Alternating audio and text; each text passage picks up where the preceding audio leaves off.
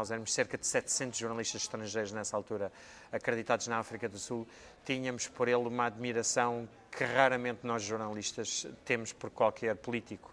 E eu digo isso desassombradamente. É difícil ser isento em relação ao No caso dele é impossível, porque ele é tudo o que nós gostaríamos que os nossos filhos pudessem ser. É um cavalheiro extraordinário, é um homem que não se senta antes de a última senhora na sala se sentar, é um homem que não cruza uma porta à frente de uma senhora. É um homem que se apresenta quando cumprimenta alguém. Exatamente, nunca parte do princípio que o conhecem, chega sempre, vem ter contigo e diz: eu sou o Nelson Mandela. E falo com um sorriso, ele transforma-te sempre, põe qualquer ser humano no centro do planeta da sua atenção. Qualquer pessoa sente sempre que vale a pena caminhar no sentido em que vai aquele ser humano, porque ele acredita sempre. É um verdadeiro líder, não é? E liderou um país, numa revolução que nós aprendemos nos bancos de escola de que nunca seria feita sem um banho de sangue. Exato, e é uma leitura. Eu estava lá na altura, Alberto, e cobria a guerra em Angola, que era particularmente violenta, e nós todos antecipávamos que a África do Sul iria viver uma guerra civil extremamente violenta. Talvez grande parte dos nossos telespectadores não se recorde, a África do Sul tinha capacidade nuclear real. E no período pós-apartheid tomou a iniciativa, foi o primeiro país do mundo a decidir desmantelar essa capacidade de forma voluntária para dar o exemplo à humanidade. E essa foi outra das grandes heranças de Nelson Mandela, virar-se para a humanidade e dizer: nós não precisamos de caminhar por aqui.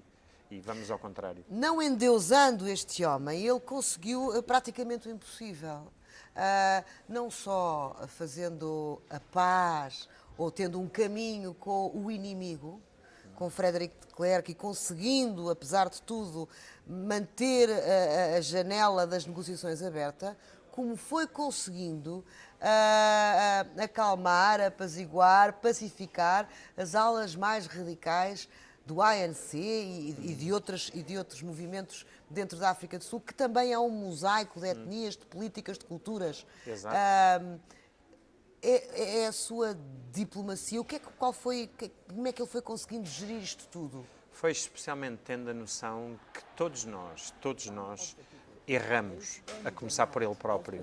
E quando ele, por exemplo, uma das pessoas, e eu conto isso de uma forma en passant, de passagem, de forma ligeira, há uma pessoa que ele assumidamente nunca conseguiu abraçar de coração, que foi o Mangosuthu Buthelezi, que era o líder do partido Inkatha, e por uma única razão, porque ele tinha, como se diz na África do Sul, uma língua bífida.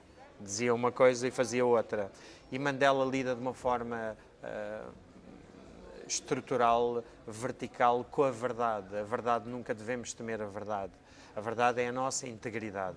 E Mandela é mais conhecido que ele, quando fez o governo de unidade nacional em 1994, depois de ser eleito o primeiro presidente negro da África do Sul, ele convidou o seu antigo carcereiro, o Frederic de Klerk, o último presidente branco, para integrar o governo como vice-presidente, portanto não era um lugar simbólico, mas o que é mais notável é que ele se rodeou dos seus maiores críticos dentro do próprio movimento do ANC. E nós perguntávamos muitas vezes: Madiba, mas porquê? Madiba, a tal expressão carinhosa que toda a gente exato, conhece. eu poderei depois explicar porque Madiba. E ele sempre com aquela abertura de espírito de transparência total no exercício de um cargo público, ele explicava-nos que aquilo, como figura de Estado, eu pensar, tem que resistir sempre ao teste dos meus maiores críticos e tem que ser testado a começar no governo. E se a minha ideia não for suficientemente sólida para sobreviver à reunião do Conselho de Ministros, é porque não vale. Então, porquê rodear-me de vozes anuentes? Só um líder forte é que se rodeia de pessoas que discordam. Um líder fraco é aquele que procura palmadinhas nas costas, bajuladores, e todos ficamos a perder com isso. Qual é a história ao longo destes 10 anos que mais te marcou, estes 10 anos riquíssimos para ti como jornalista, naturalmente, e para a história do mundo, não é? Se me permites, eu vou-te citar um que está descrito no livro, que não envolve diretamente o Mandela, mas é um legado de Mandela. Foi o que se passou na Comissão da Verdade e Reconciliação, que eu penso que a generalidade dos nossos telespectadores poderá recordar-se do que será. A certa altura, um pai negro de uma rapariga que tinha sido torturada até à morte, está a relatar isso à Comissão da Verdade e Reconciliação, presidida por Desmond Tutu, e conta aquilo de uma forma tão pungente, tão dolorosa, que o polícia que fez isso, que estava a pedir clemência, começa a chorar convulsivamente, a dizer em afrikaans: eu sou um monstro, eu daria a minha vida para que o senhor me perdoasse. E o pai vira-se para ele, à nossa frente de jornalistas, e diz-lhe: eu assim nunca lhe perdoaria, eu dar-lhe um tiro. E ficou a sala gelada, e levanta-se uma senhora pequenina, negra, e vai ter com o polícia, abraça-o e diz-lhe: nós temos que aprender, ainda hoje me custa dizer isso, nós temos que aprender a amar-nos pelos nossos filhos. E aquela sala toda ficou em lágrimas, a começar para o Desmond Tutu. Há uma imagem que correu o mundo, que é o Desmond Tutu com as mãos assim na cara, com as lágrimas a correrem pelo meio das mãos, e ele disse: se eu não acreditasse em Deus, passaria a acreditá-lo hoje.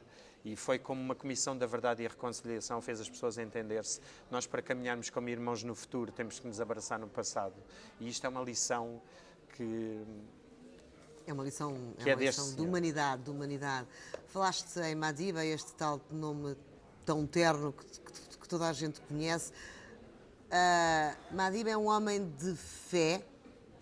É um homem de fé em termos espirituais. Fé na humanidade tem que chega e de sobra para todos nós. Ele não é assumidamente um homem religioso.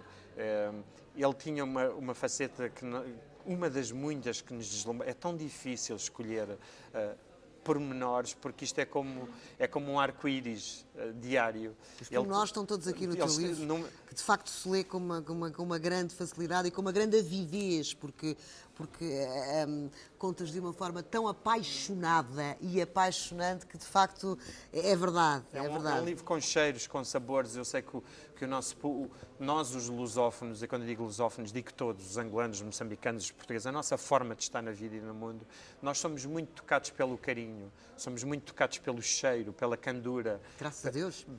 Exato. E eu pensei estávamos a falar da espiritualidade ou da religiosidade e eu penso que ao contar este livro com cheiros, os leitores são arrastados para dentro daquilo que eu estava a ver, passam a ser nossos parceiros aqui neste platô e podem partilhar o privilégio enorme que era quando ele, por exemplo, ele ia rezar a uma igreja de uma fé. Nós estamos num país que tem anglicanos, tem muçulmanos, tem tudo.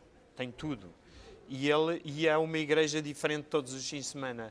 E ele dizia: Deus está dentro de nós vestido com as roupagens que nós entendermos. E Deus começa no nosso coração. Também uma mensagem muitíssimo universal, não é? É especialmente porque faz-nos perceber aquilo que a mim me toca cada vez mais, que é as pessoas, e nós sabemos isso, as pessoas são tanto maiores, tanto mais gigantes como seres humanos, quanto mais humildes forem. E ele dá-nos essa lição de todos os dias, de humildade. Quanto mais quisermos aprender, maiores nós somos. Uma grande referência para todos nós, não é? Eu penso que sim. António Mateus, obrigada. E temos aqui Mandela, a construção de um homem, um livro que se lê de uma assentada e que vale a pena para conheceres melhor uma das figuras incontornáveis do século XX. É assim que eu me despeço. Regresso às 5 da tarde. Até já.